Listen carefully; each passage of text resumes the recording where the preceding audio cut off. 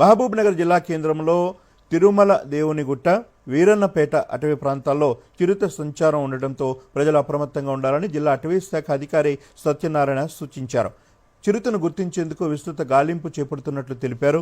చిరుతను బంధించేందుకు బోను ఏర్పాటు చేయడంతో పాటు దాని కదలికలను పరిశీలించేందుకు అడవిలో సీసీ కెమెరాలను అమర్చినట్లు తెలిపారు.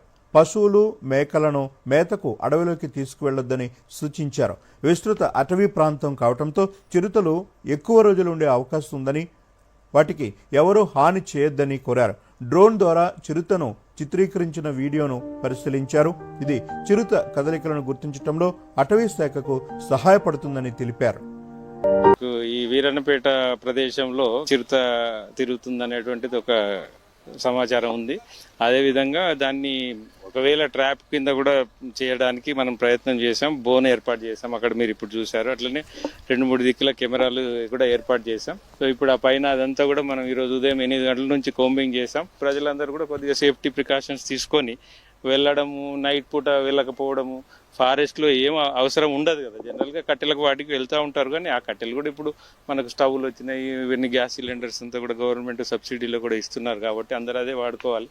పెద్దగా మేకల వాళ్ళకు